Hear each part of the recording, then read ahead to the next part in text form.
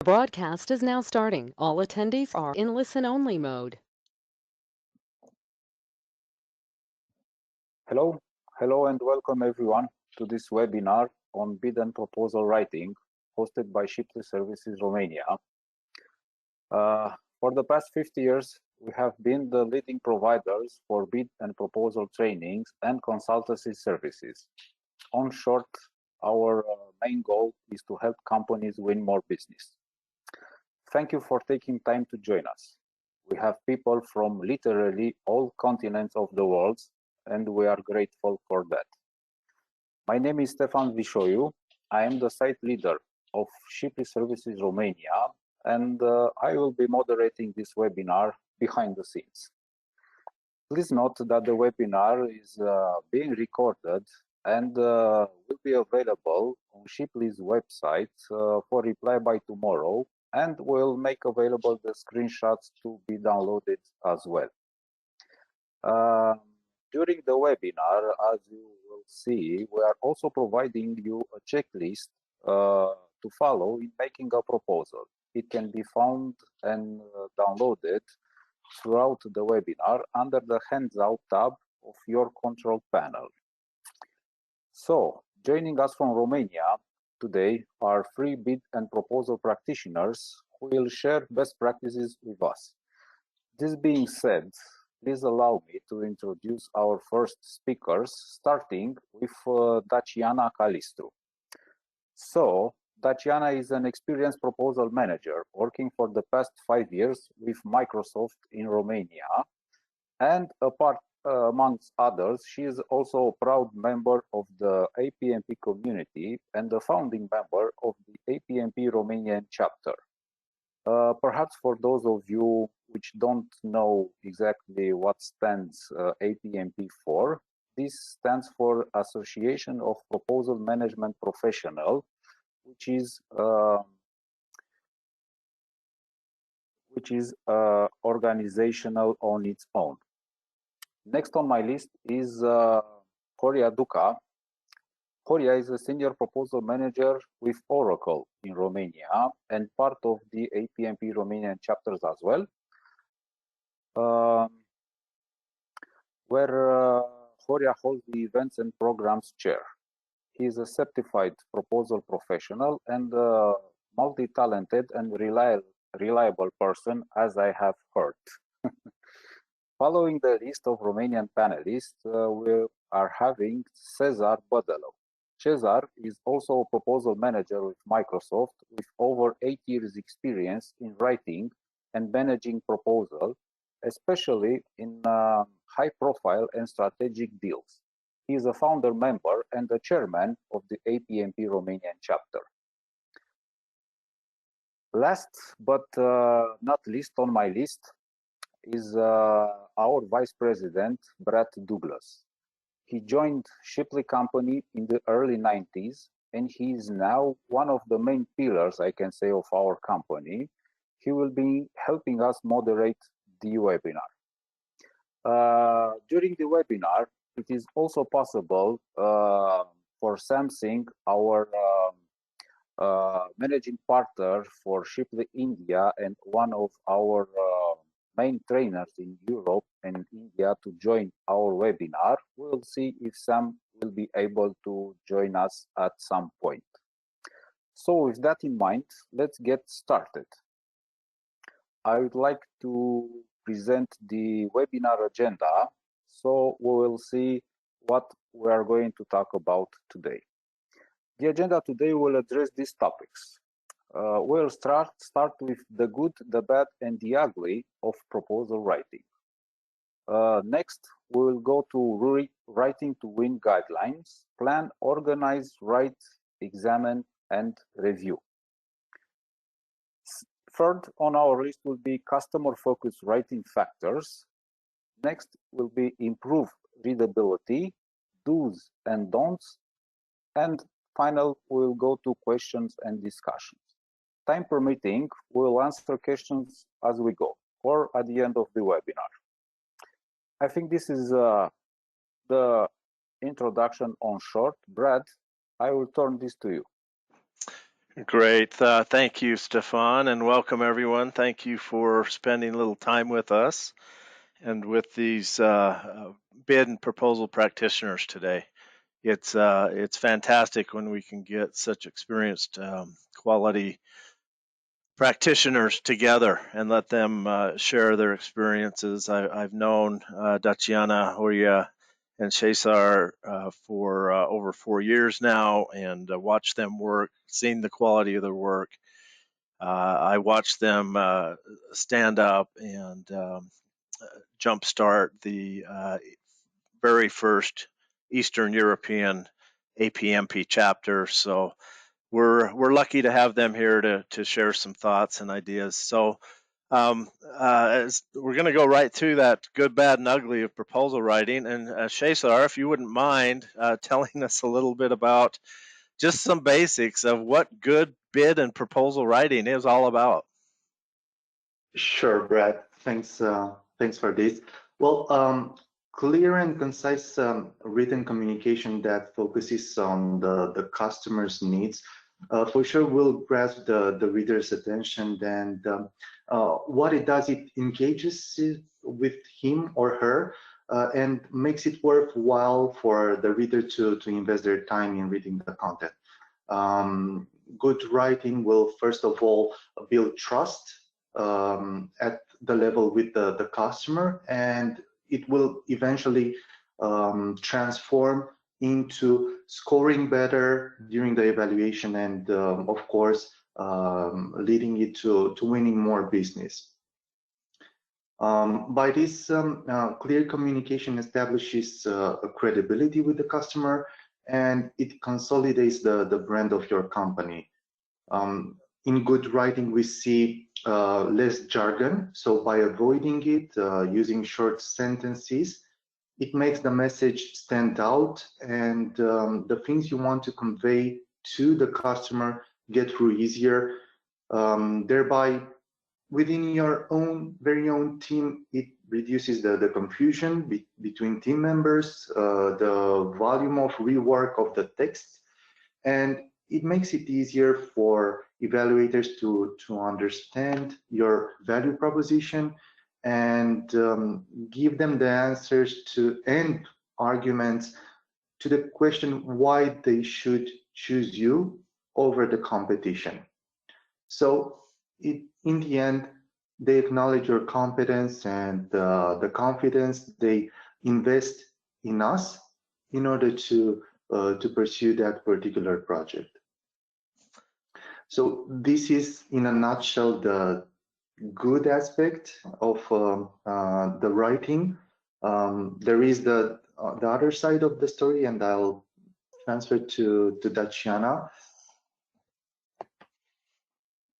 Thanks, Cesar. Thank you. Hi, everyone. So happy for you to be here, and thanks so much for joining.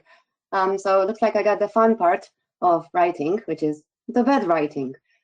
I guess the point I'm trying to make with around bad writing is that we can always improve our quality of writing. And we're all familiar with examples of bad, inefficient writing. And that can be information, misplaced information, that can count for information that's not as relevant as it should be, and ultimately a writing that's difficult to understand for the evaluators and your general audience. So that happens either due to length of phrases, it could happen because of technical terms, it can happen because of long, complex phrases that sound intelligent, but do not connect with the audience. So I guess the point would be that aside from missing the train of emotionally engaging your audience, bad writing will generate confusion. It leads to frustration for evaluators, for your team members, and it can even lead to non-compliance. So that was on the bad writing, and I'm going to invite our next speaker for the ugly writing, which can be just as fun as bad writing. Okay, thanks, Daciana. You know, sure. Just to comment, Daciana, on the bad writing and the good writing, Cesar, is it really it reflects on our brand, you know, whether it's good or bad. And even if our solution that we're proposing and bidding to the customer is really strong and good and well thought out, and it meets all their requirements, if the writing itself is not good, it just reflects, and you said this, Shazar, it reflects badly on the brand, but it could also lose us the work, right? We could maybe lose the chance of being selected. So in keeping with the good, bad, and ugly that Stefan mentioned in the introduction, kind of piggybacking a little bit on what Tatiana said, ugly writing, the customers know what ugly writing is. When they see it and they read it and they stumble through it and it's hard, they know it, and it can sway them. Ugly writing is sometimes really poorly organized. We're not providing the evaluator, the customer roadmaps to follow. Think of how you read. Think of how you read a document, especially if you're trying to make a choice on something you're reading. You want roadmaps. You want something to guide you, and we'll talk about that a little later as we go on. We've got to be careful we're not boring. That's certainly part of ugly writing. Confusing, Tatiana mentioned that. Even the look and feel. The look and feel of our bids and proposals has to be quality and clear and pleasant, and good and good just to look at. We've mentioned cluttered. We don't want information that's all cluttered and packed in. And finally, ugly writing is all about us. When our writing is all about our company and how good and big and fast we are, that's not what the customer wants to know. The customer reading and scoring our bids, our proposals, they want to know how we're solving their problem. They don't want to know how great we are as an organization or as a firm. So just a little bit on the ugly side of proposal writing, things to avoid. So just when you all registered for the webinar, you had a chance to submit some questions during your registration. And so what we've done is we've scrolled through those, and we kind of tried to package some of those that were similar together. And I'm not going to answer these questions right now, but we've shaped this webinar around these questions so that as Tatiana and Horia and hopefully Sam, if he can make it on, he's doing a training class today, and that's why he's not with us. But he's going to try and step away and join us. So we'll answer these questions as we go. But these are the questions that help shape our webinar today. One question came: how do we convince our subject matter experts that simple, concise language without a bunch of jargon and technical overspeak is better in a written proposal? In other words, how is clear and concise better than highly technical and gibberish? What are the best practices for writing customer-focused bids and proposals? So as we go, we'll talk about what we mean by customer-focused writing. How do I be more concise in my writing? We'll go through that. When writing technical proposals, are there any tips for keeping how much technical information to provide? So Horia and Tatiana and Cesar, I would ask you guys to think about that and make sure we answer that during the webinar today. How's the best way to ensure consistency across the entire proposal? Very important in our writing that it be consistent throughout. What if I'm just answering questions for an RFP or an RFI or some kind of tender request? It's just a question answer type. How do I make that interesting and not boring? So we want to make sure we address that too. So thank you. Those of you that took time to pose a question to us as you registered, thank you for that. And we'll do our very best to address those as we go. And if not, there's a questions tab in your webinar navigation panel.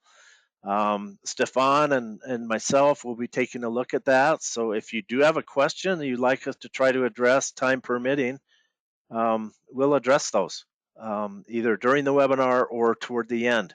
So please don't hesitate to ask any questions you have in your questions panel there in your navigation. All right, so thanks for those questions that help shape going forward.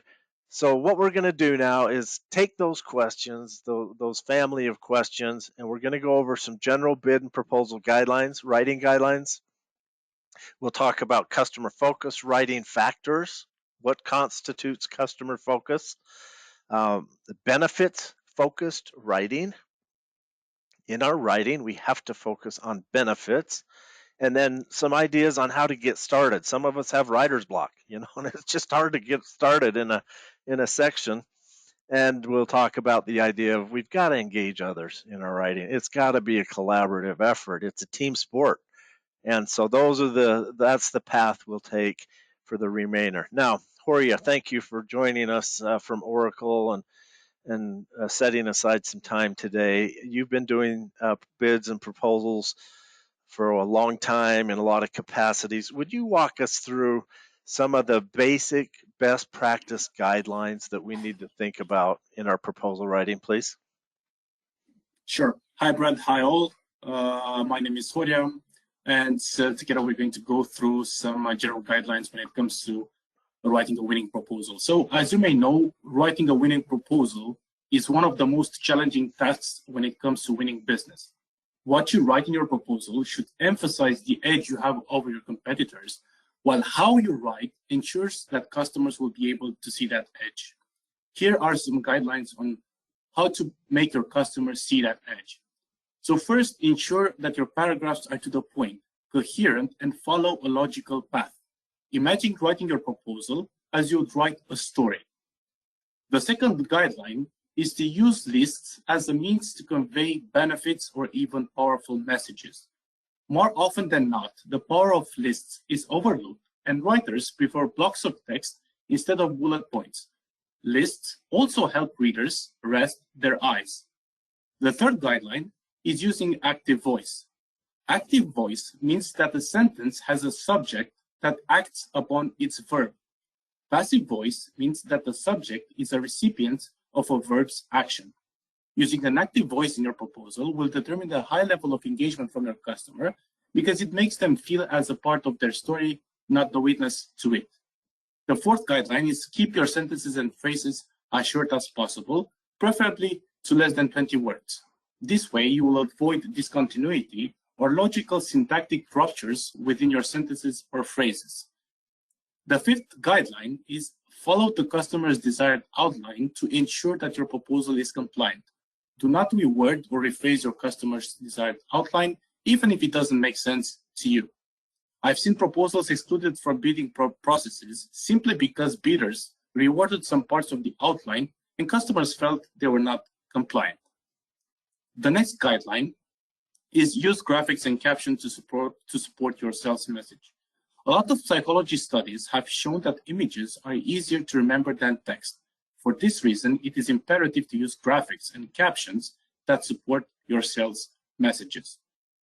The next item is substantiate all claims. Whenever you claim something, it is crucial to substantiate that claim, otherwise your customers will perceive your proposal as being dishonest. As far as my experience goes, substantiating a claim should rely on what others say about you and what you say about your solution. The next guideline is graphics. So graphics should be previewed by text before they appear to the reader in order to ensure a logical flow of the proposal. Last but not least, be consistent. Use the previous guidelines in a consistent manner throughout the entire proposal to ensure the customer, as I said before, will see the edge you have over your competitors. That's it, Brad, for the general guidelines. I'm going to turn back to you. Thank you, Horia. Horia, I'm going to ask you a question that just actually came in on the question panel, and sure. If you don't mind taking a shot at it. One of the questions, we got several already, but one says, how do we keep our proposal visually stimulating when graphics aren't allowed? Any thoughts on that? How do we keep it visually appealing to the reader, the evaluator if we can't use graphics, fancy graphics? Yeah, I mean, that's a tough question because it's quite difficult to, let's say, to convey a message without any graphics. So I understand that point. As far as I'm concerned, perhaps my suggestion would be to format the text. I mean, to make it stand out. I mean, the key messages that you would want to, let's say, to convey, perhaps make it a little bit bigger, make them bold, italic, or underlined, or something like that. I mean, if it's absolutely a no-no to provide graphics. So this would be, let's say, my suggestion. I mean, this is a first for me as well. I haven't, fortunately, I haven't witnessed such a situation or perhaps such an RFP, but I assume that there could be some situation like that. So I would suggest perhaps to emphasize the text as much as possible. Totally agree. And then the things that you've addressed here on our screen here, I would say would help too, you know, using headings, like you said, you know, good informative headings that stand out, that really sell our message. Lists as well. Yes, lists, great. Tables, charts. So what segment our key messages in a way that it can't be missed. Thank you for that. That was great. Sure. All right. Customer-focused writing factors. So we've talked about, Oria, thank you for the basic guidelines.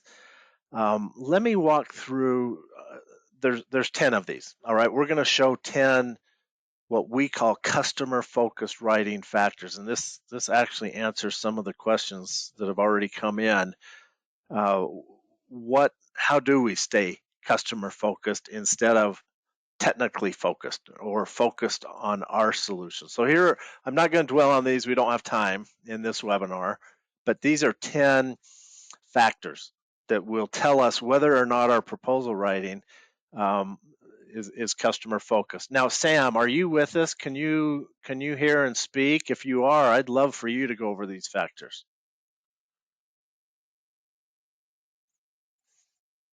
Sam, can you hear us? Yes, I can. Can you see the screen? Are you able to go over these customer focused factors real quickly? Yeah, sure. So Great. The first one, if we look at it, can you hear me all right? Yes. Yeah, so name the customer before us. Just do a quick search on your proposal and see, you know, how many times have you messaged the customer? Name the customer over yourself. And you'll be amazed to find that we many times we mention ourselves first. And then, of course, make sure that there are many more times. 80-20 is the ratio. Next one, please, Brad. And yes, what is the underlying business issue and objective that they have in terms of buying for this particular requirement? Not the mission, vision, and values of the business, but really around that. And then what's the offer we're giving? Link it to the customer's objective. You know, think of a problem, think of your diagnosis, and what's the solution for that diagnosis you're doing. And then, of course, hot buttons are issues and motivations of key decision makers. So make sure that we look at the most important things first. What is important to the customer? Is it a strategic initiative? Is it a capability? Is it a technical solution? What are they looking for? That's a nice one. You know, in the consumer world, the features are brought in whenever there's a new product. If you take Apple's 13 over Apple X, it's feature laden. But in business sales, we need to make sure that we talk about the benefits, quantifiable. What percentage of improvement, savings would they have, rather than talk about features first. Some cultures, if you make an inaccurate claim in a proposal, you have to send a letter of apology. So imagine if you made any claims that cannot be validated and came across as inaccurate, what would happen in terms of you having to send a letter of apology? So every claim we make it really needs to be validated and confirmed. Imagine writing a proposal where the evaluator cannot see whether you've followed the sequence. So following bidding instructions is critical because it makes the evaluator's job easy and it demonstrates customer focus. Does it jump out why the customer should select you in a business case? Right at the beginning, in bold letters, as a headline, what would be your opening sentence for them to see that your proposition is something that they would really say, yeah, many companies can help us, but you're the one we need to choose because you really have made it easy for us to select you. And then finally, does the proposal look like the team have collaborated and written with one voice? And is it easy to understand? Is it concise?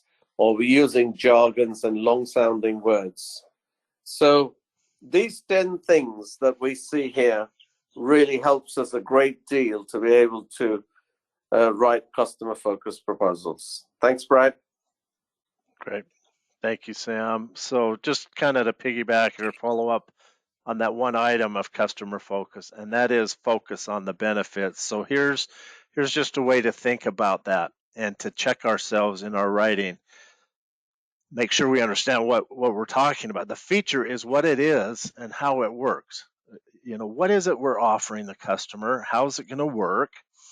The benefit, of course, then is why does that matter to them? What are the advantages to the customer? How is it satisfying their needs, their underlying desires and wants and requirements? So we've got to make sure in our writing that we're not just constantly writing about feature, feature, feature. For every feature of our service or product that we're trying to sell, the customer's going to say, so what? Well, so what? What does that do for me? We've got to answer that in our writing. For every benefit, just like Sam has said and Horia already said it, we've got to validate any claims and prove. How so? If it's going to save me 10% of my manufacturing costs over 3 years, then someone in the proposal has to tell me how. How is that going to go happen? So benefits, features. Make sure we're not just laser focused only on the features, but we include the benefits as well. Simple little analogy here. Everything, I think we're probably, wherever we are in the world, we probably know what a paraguas is or an umbrella is. And it's a feature. You know, it's a product.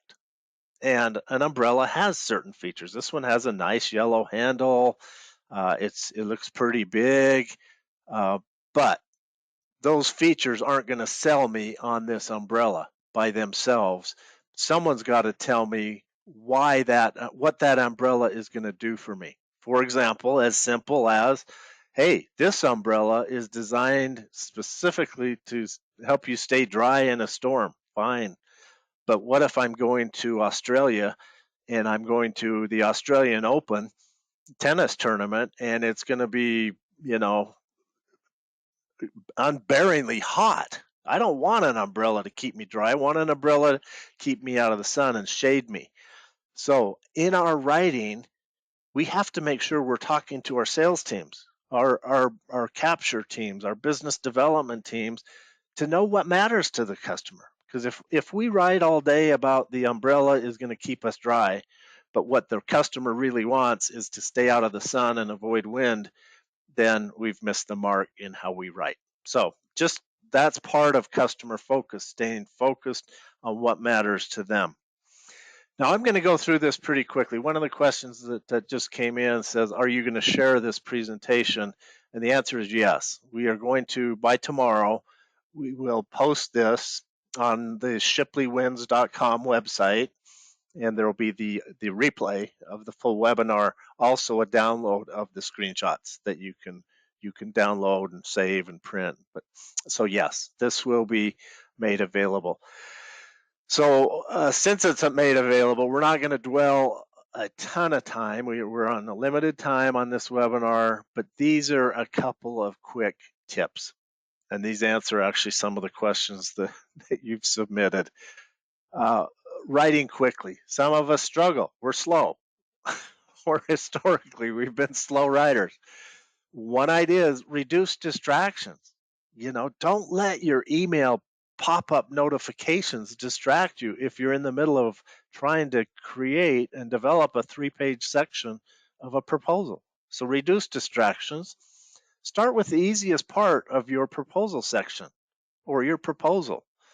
You can start anywhere and go everywhere when we're writing. Work from an outline. Horia mentioned that. Let the outline be our guide and get started that way. Use headings as guideposts.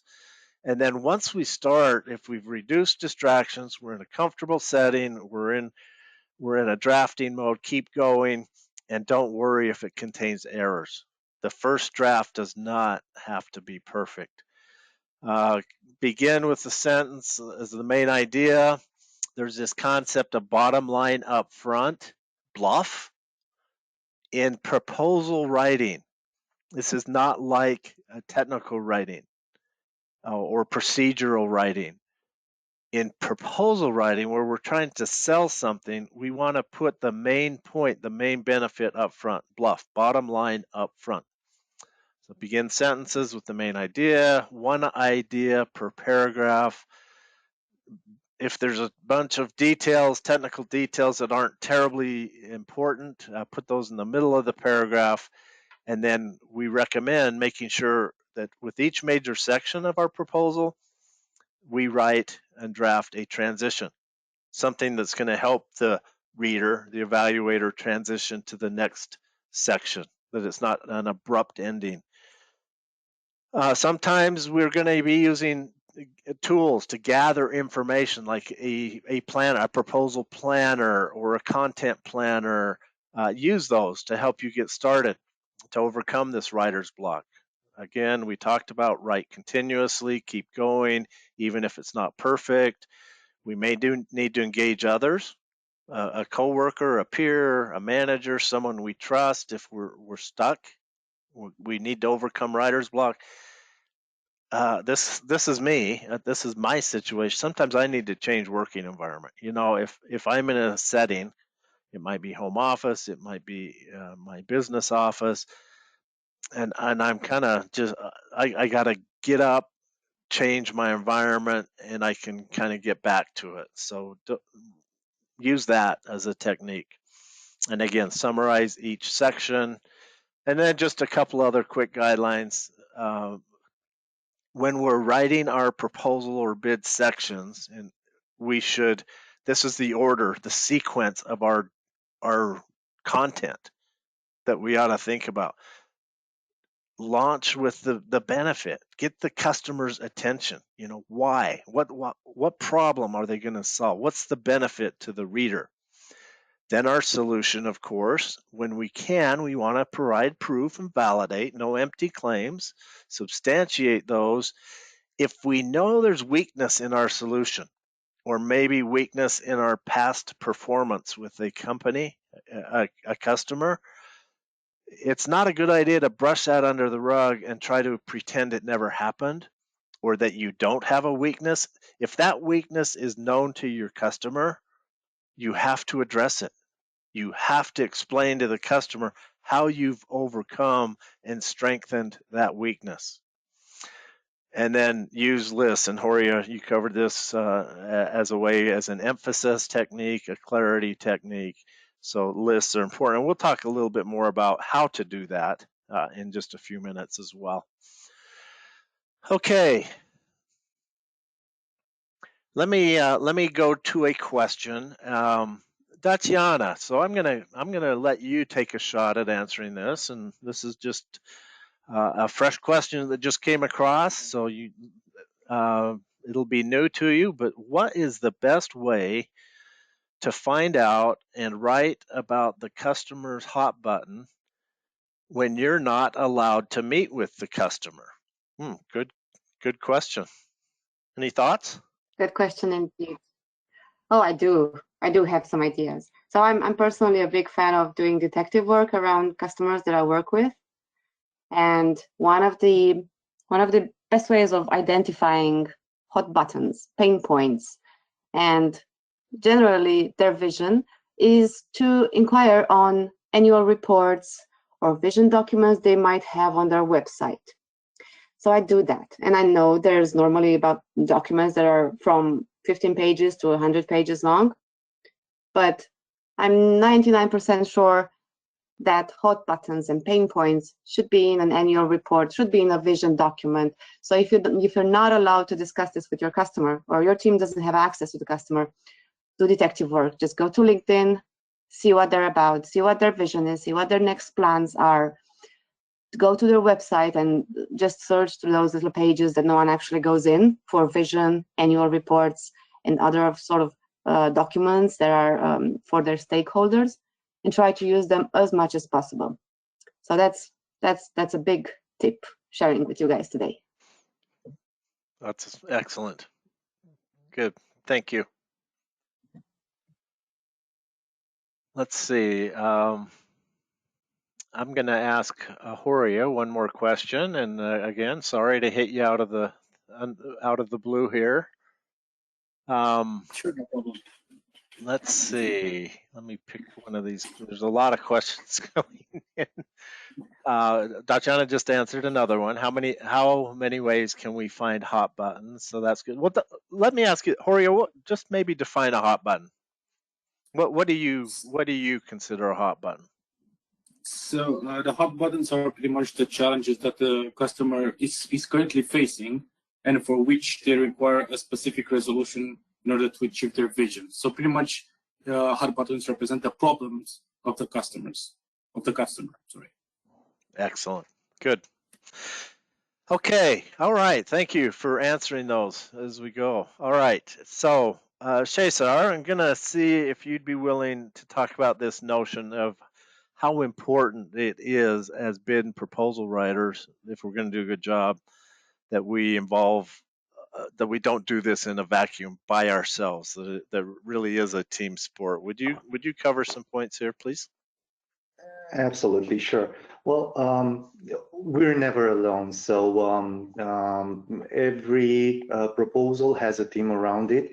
And I'm sure that every professional will resonate that submitting a proposal may rely on a small or larger team, but there's always a team. And this actually extends to the audience you are writing for. Bidders and procurement teams more or less are working towards the same goal, establish a win-win partnership. And we should see evaluators as teammates rather than adversaries.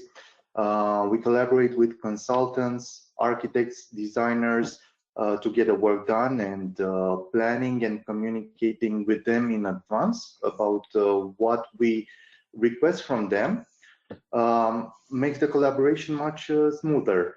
And it's an advantage to leverage their expertise to be responsive to the customer hot buttons, the ones that the elements you briefly discussed earlier. Now, after finalizing your first proposal draft, again, you can engage the peers or senior team members to review and bring in their expertise. This will bring clarity, accuracy, and consistency to the overall proposal. And again, it's a best practice to double check answers with your peers and monitor and evaluate the readability of your artifacts, of your deliverables. This is really important. And I know that Shanna is really proficient in ensuring the right readability scores. So Daciana, would you please elaborate on that?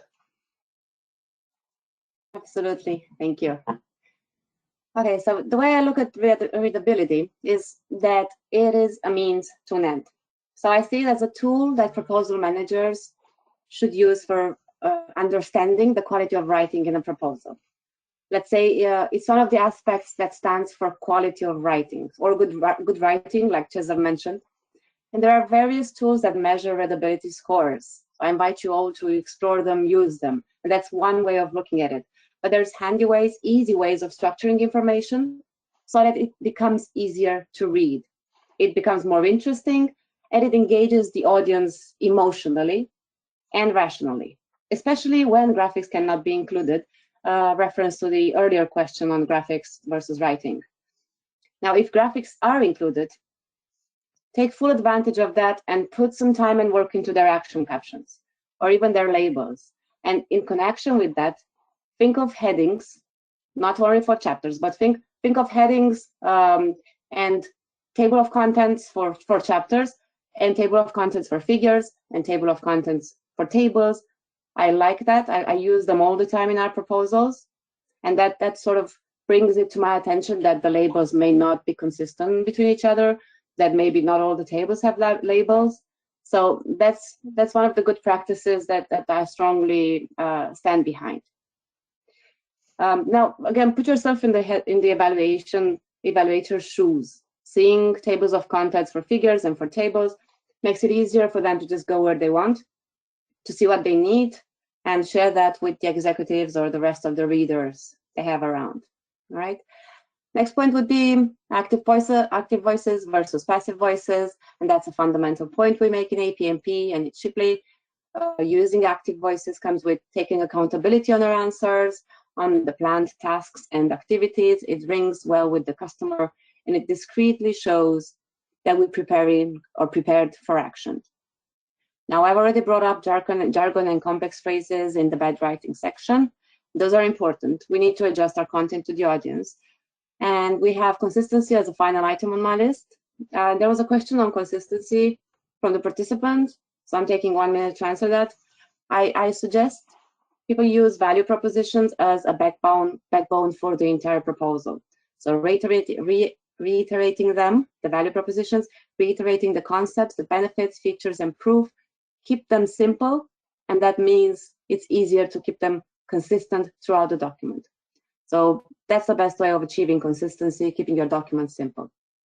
What a great tip that is. Thank you for that, Tatiana. And then go ahead and keep going with readability. This is great. I've tried the complex way. It doesn't help with keeping consistency. So that's why I brought it up. All right, so going deeper into readability and more specifically on lists. So lists are fun to use. And again, on that graphic questions, if you don't have graphics, you can always use white space and lists to put emphasis on content, on certain information. Now we have 2 examples here. The example on the left, actually on the right side, the other side, the one that's not highlighted, is a good example. Okay, it names the list. In this case, best practices. So readers know that this is a list of practices. You can actually use headings for lists, though that strays towards being a table, which isn't all bad. So next best thing to lists would be tables. Anyway, that gives you the opportunity to include action captions where you can make more persuasive points. So tables do that. On the good list, all entries are parallel. That is, all entries start with a verb, and that's something to keep in mind. You can start lists with nouns or adjectives too, but just make sure that they're the same throughout the entire list. So each line comes with the same type of word at the beginning. And that helps with consistency as well.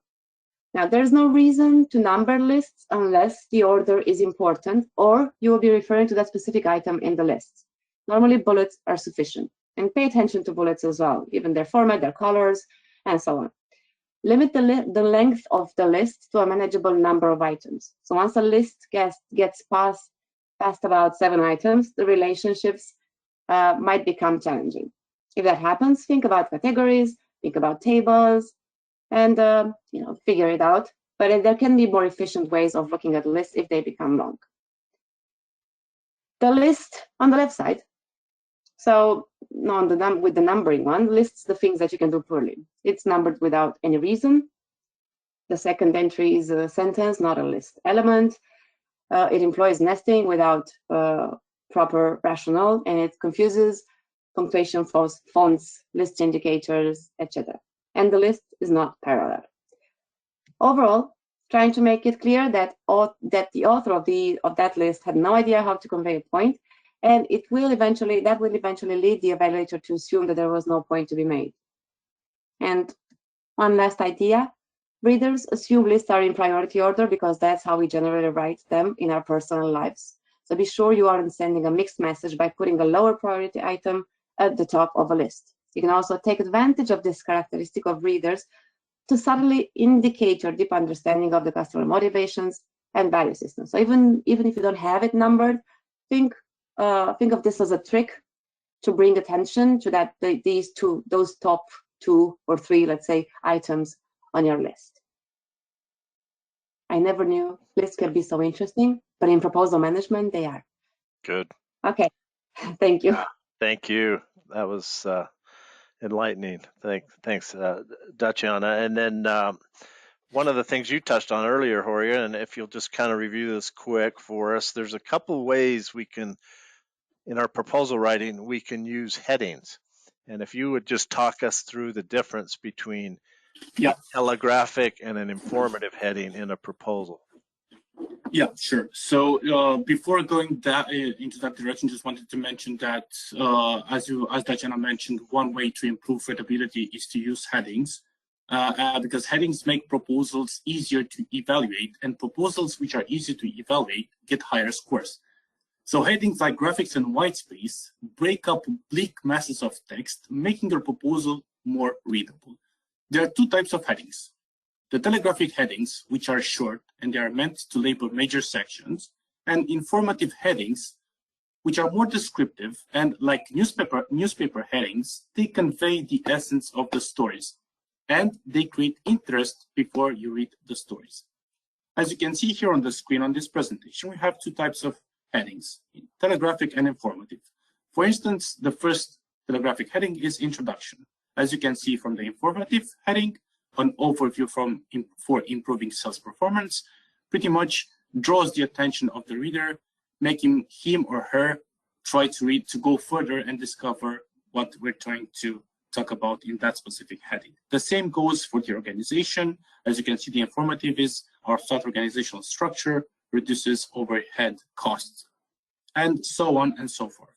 So headings are extremely important to evaluate your proposal. As I said, if your proposal is easy to evaluate, then it's going to get higher scores. So another way to improve readability is to use simple words that convey powerful messages. Let's see some examples on how to turn complex wording into simple words. For instance, we have the following expression: have the ability to.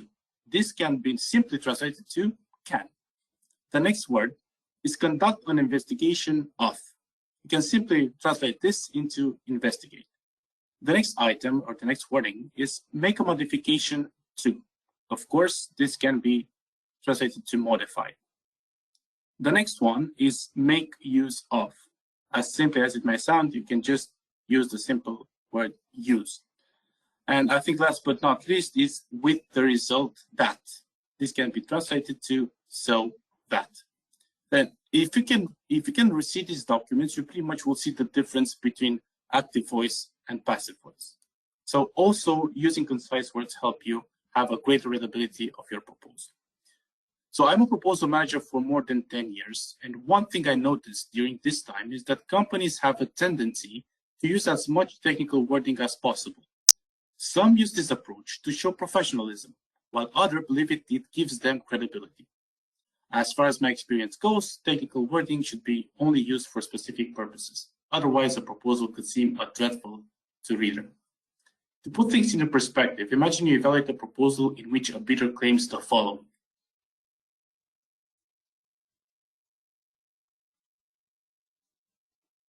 Imagine now what do you think they're trying to say to you.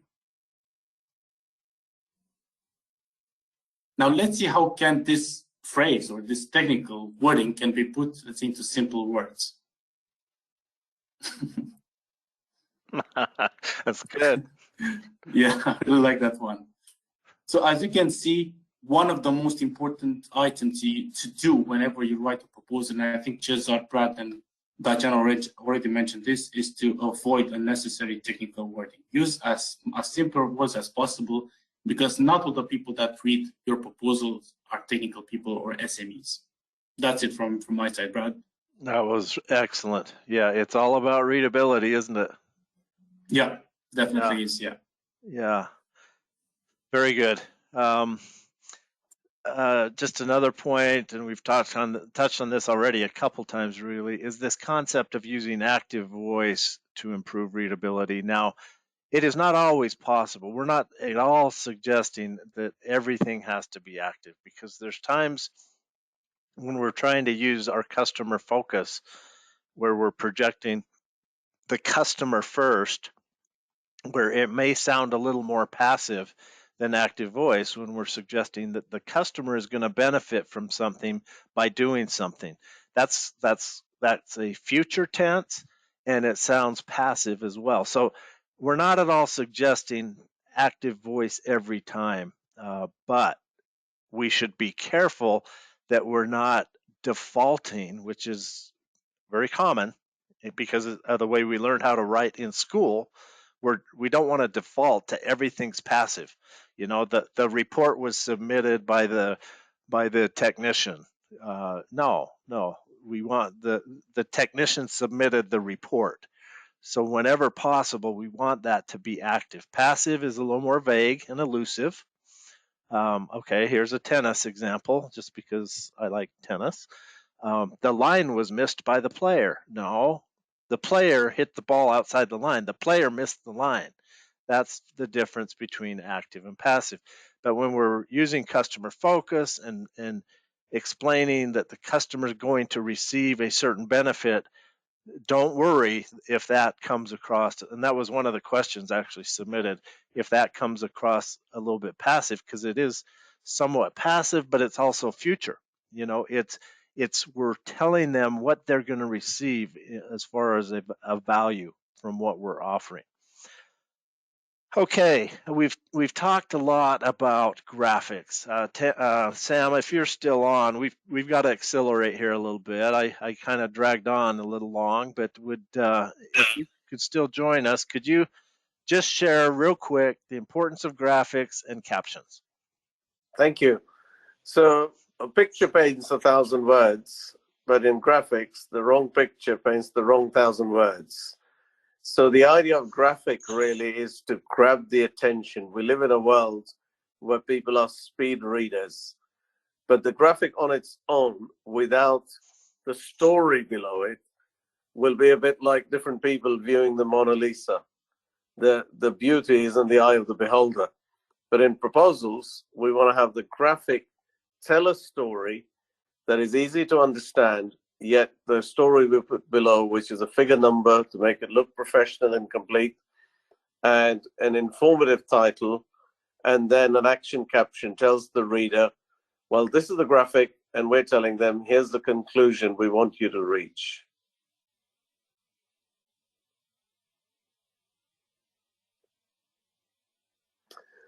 And also, if you look at graphics, make sure you introduce them. You don't want it to just arrive without any introduction. But just earlier today, as I was delivering a workshop, this very topic came, and we were talking there about if you put it in a proposal, say the graphic below, and it repaginates, and the graphic goes to the next page, then the introduction will lose the impact. So introduce them, use figure numbers to say, you know, this is, please refer to this graphic, or figure 5 expands on this concept. And really the visual should be part of the text. It shouldn't look like it's been thrown, added, or it's a graphic that's just, you know, bought off the shelf, but it doesn't actually tell the strategy. And always make it vertical, especially if we've got documents like A4 or letter size. A4 is used in Europe quite a lot. So if the reader was reading in print, they don't have to turn it sideways, so it has the maximum impact.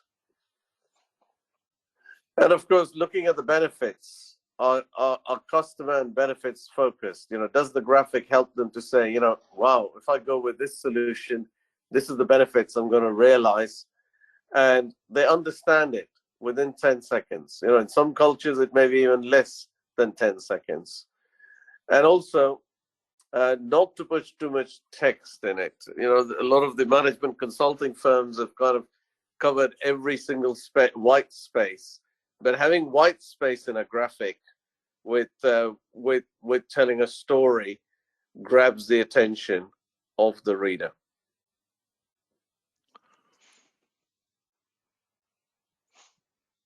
So imagine you having to read and evaluate that.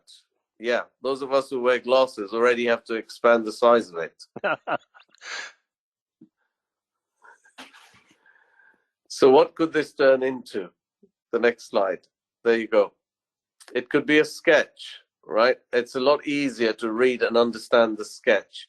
So the idea here really is to be able to then turn it from a sketch into an informative graphic. So, you know, we've got the idea in text, but it's too wordy. Turn it into a sketch and then turn it into an informative graphic. And there is the conclusion we want them to reach with this graphic. And the use of colors makes it very attractive for those who are speed reading.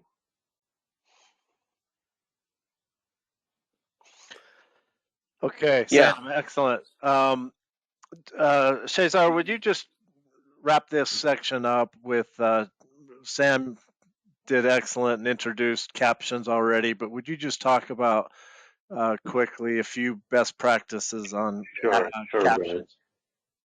Yeah, a way that you can enhance graphics is to add action captions, and this is a very effective technique to deliver persuasive messages.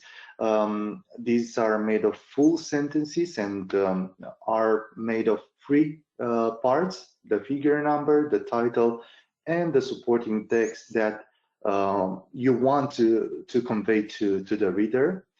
And action captions make it easier for proposal managers to link benefits to features, are telegraphic, succinct, and allow the graphic to stand alone. You don't need additional text to ensure its understanding, and are always below the graphic.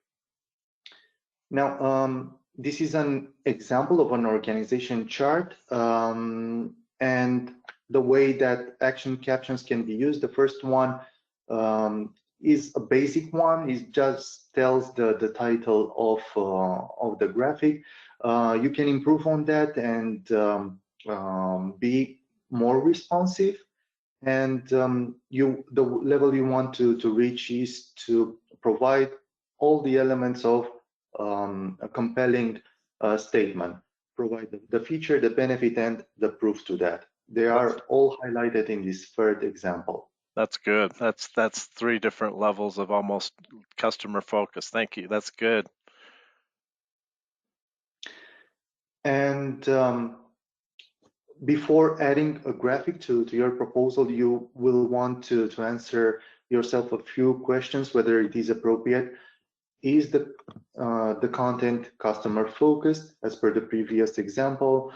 What next? Will the graphic and action caption supplement the text? Is it easy for evaluators to interpret the graphic without referring to the text? And is the graphic message obvious to whoever reads it? And does it make sense to have a graphic and action caption included? So all these guidelines will help you determine whether it's appropriate to add a graphic. Here is another example of an action caption supporting a graphic. This organization chart shows how the company is organized, but with the action caption, the reader is directed to what we want her to understand.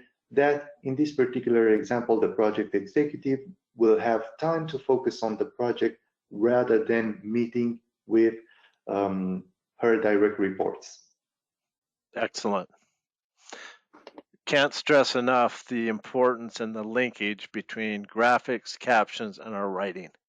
It's all integrated, and so we thank you for that emphasis. As we get to the revision part of our writing, the rewriting, which is also so important, just a couple of tips here. One is to create checklists if you don't already have one, and we've given you one in the handouts. So I hope you'll take a minute if you haven't and download that handout, because on the back of that handout are some really nice checklists to check our writing. And so use reviews and use checklists. A couple of common proposal reviews in industry, we call one a pink team review, which is a very early review of our proposal to make sure we're on the right track strategically. Another common proposal review of our writing is this near final draft of our proposal needs to go through a red team review. We are simulating here. This is one of your questions.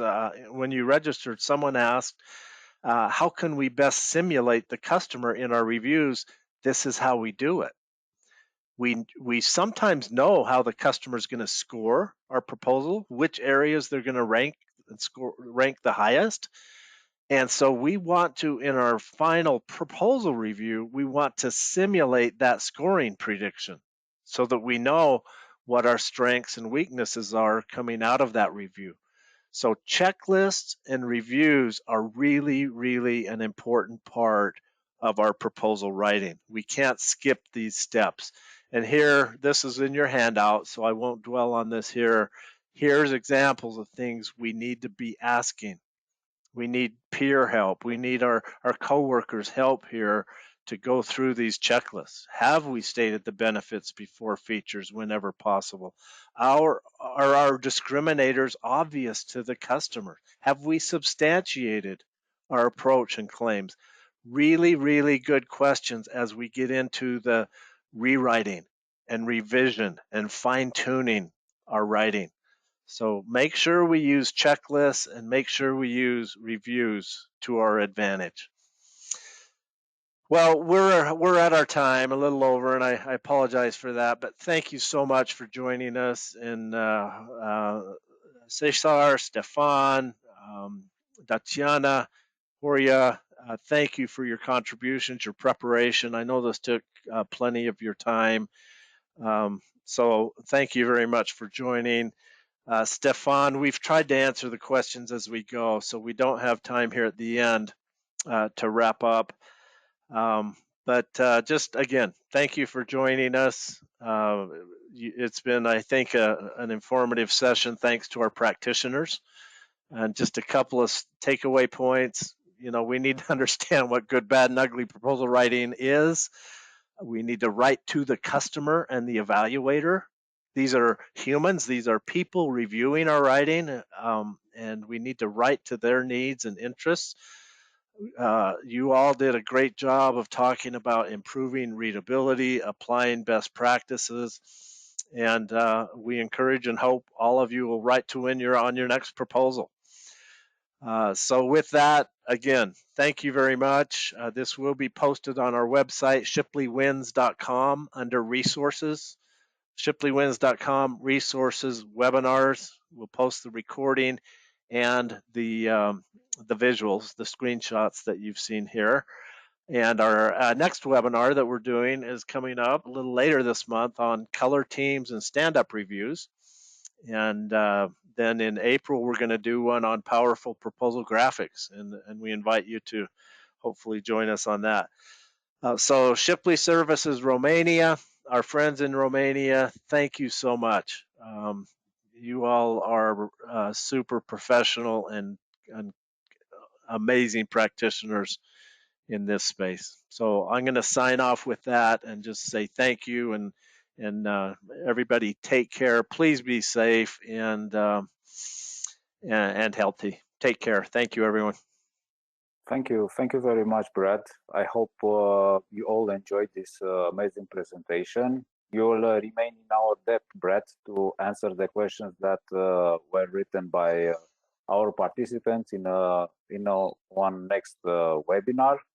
I want to thank you as well to all the panelists and the participants to this very well addressed webinar. So this being said, we are concluding the webinar. Thank you all for attending.